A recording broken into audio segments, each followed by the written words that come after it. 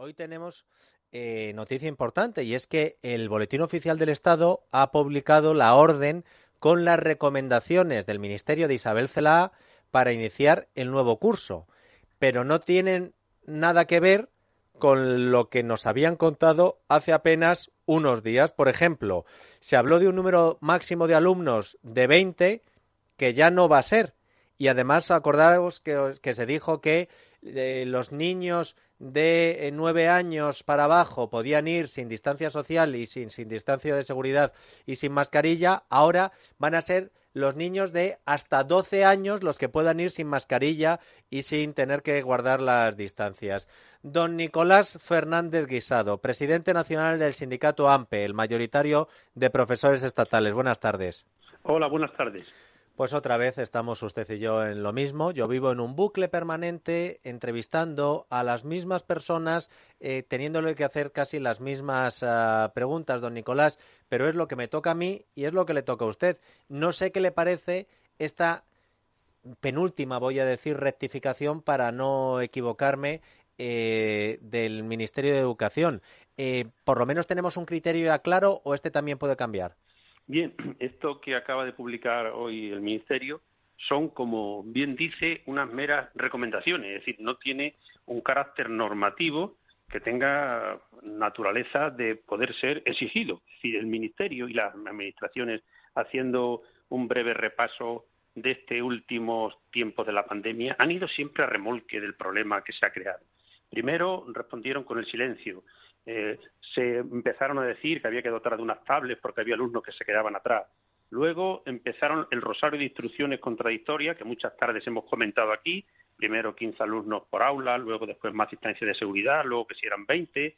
Y por último, ahora pretenden una vuelta a las aulas en septiembre sin que sea posible cumplir con la distancia, sin reducir las ratios y sin dotar de infraestructuras a los centros. Es decir, es un ejercicio de absoluta voluntad y de buena voluntad, es decir, que además deja al albur de las comunidades autónomas su cumplimiento y las comunidades autónomas en última instancia a los centros.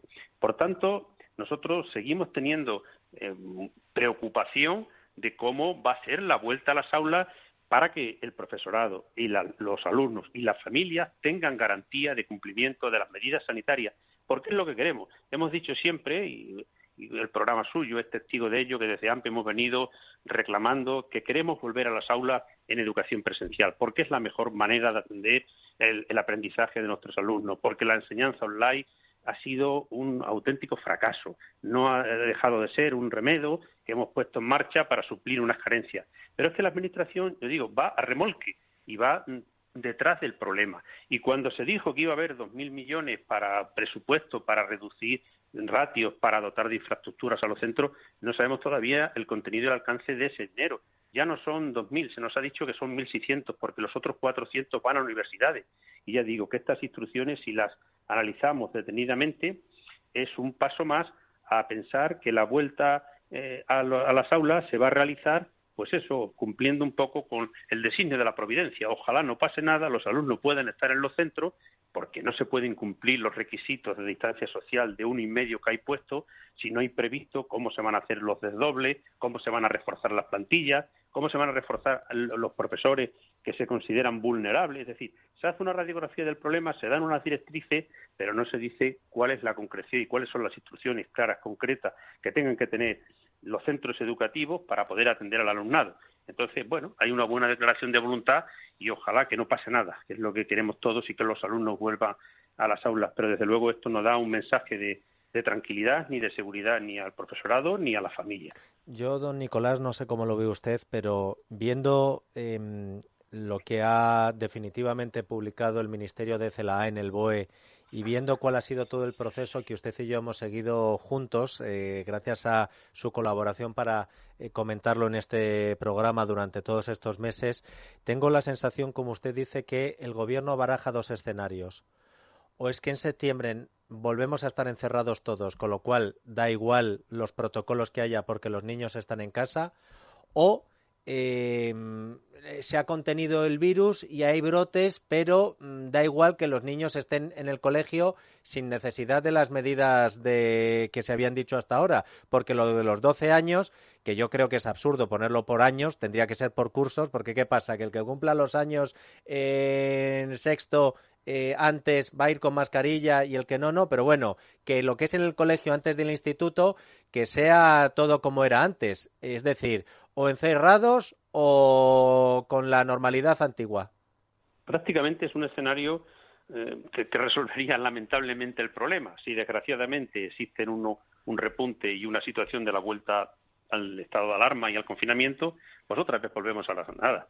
Y si no, pues a ver cómo se va desarrollando. Pero es que además, en ese escenario que puede ser el más viable de que haya repuntes puntuales que no afecten a toda la población, sino a sitios concretos y demás, ni siquiera hay previsto unas actuaciones concretas para esos centros, porque el otro día la ministra anunciaba que bueno, que se va a primar la presencialidad y que se considera que los alumnos y a estas edades no son vectores de contagio, poco menos que decir que no pasa nada, que vamos a seguir. Oiga, nosotros queremos seguir, nosotros queremos estar, pero si se produce un repunte en un centro concreto, habrá que aislar ese centro y habrá que poner las medidas que se están poniendo ahora cuando se producen rebrotes en cualquier lugar. Y porque si no, ¿qué sentido tiene que hayamos estado 3 meses confinados, el mayor confinamiento de Europa, cumpliendo con rigor todas las medidas que se nos han venido imponiendo, para que ahora poco menos que se levante la mano y se diga, no, si esto no pasa nada, si la verdad, como si el virus no tiene mayor incidencia, los alumnos son los menos vulnerables y los profesores y las familias.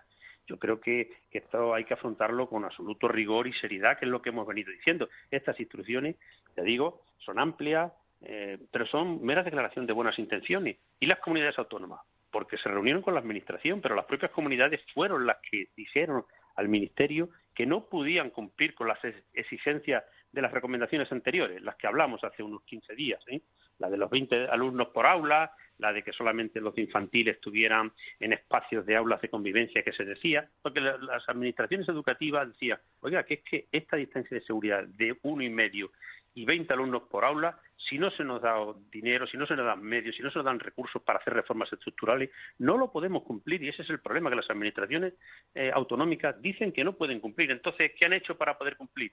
Pues la actitud, rebajar los contenidos, relajar las condiciones, y en ese escenario estamos, en estas, como bien ha calificado Dieter, penúltimas instrucciones. No sabemos si todavía en julio tendremos otras más que matizarán, corregirán y dirán algo en respecto a lo que dicen estas. Ya digo que nosotros en realidad lo que queremos es que se aborde de una vez ese plan de remediación de los centros, las reformas estructurales, las adaptaciones necesarias, que se refuercen y aumenten las plantillas, que haya un criterio, es decir, en qué circunstancias se van a producir desgloses.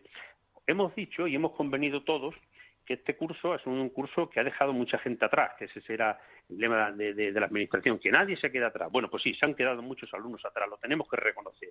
Y nosotros hemos propuesto desde AMPRE un plan de refuerzo desde el primer trimestre, refuerzo de los aprendizajes, es decir, para recuperar todas esas dificultades que han tenido los alumnos. Pero claro, eso exige reforzar las plantillas, poner profesorados de apoyo.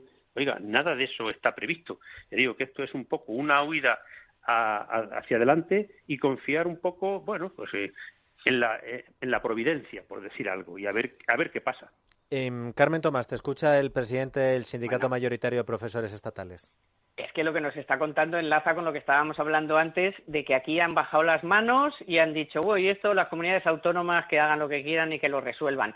Entiendo de sus palabras que siguen sin contar con ustedes para hacer un plan medianamente serio. Así que yo sí que me gustaría oírle claramente cuál sería su plan. O sea, ustedes, si son escuchados, ¿qué propondrían exactamente para iniciar el curso?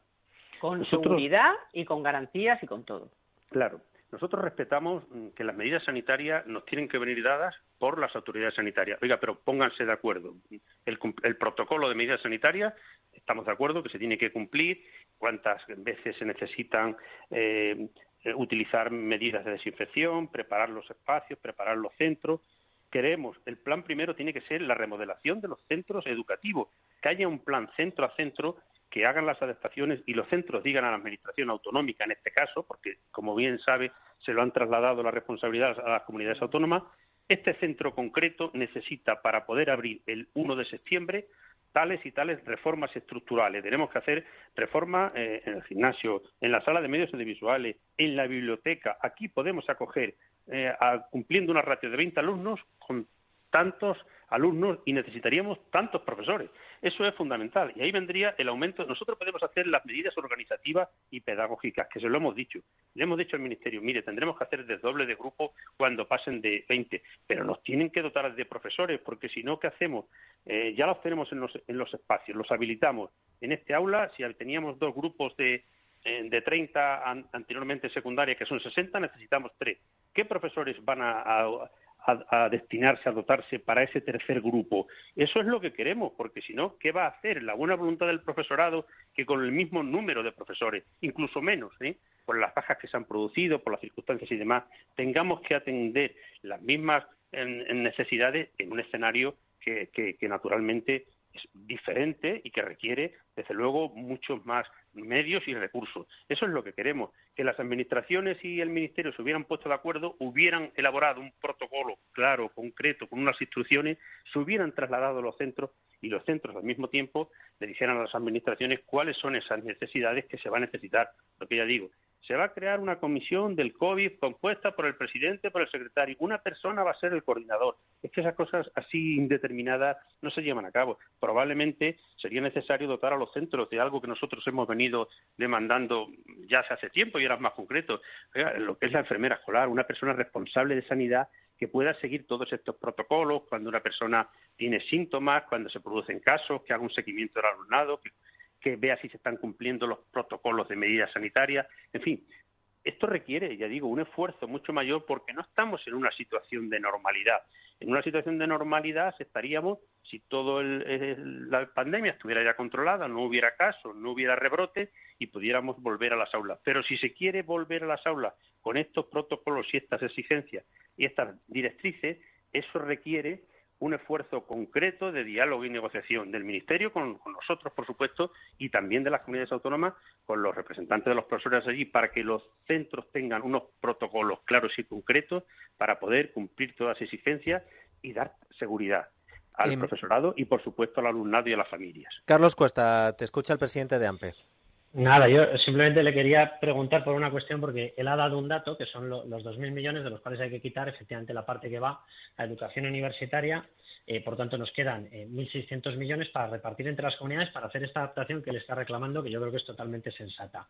Las comunidades autónomas, si cogemos el dato de pérdida de recaudación, les corresponde una caída de ingresos de unos 25.000 millones. Bueno, y se les pone encima de la mesa, con el cometido educativo, 1.600 millones.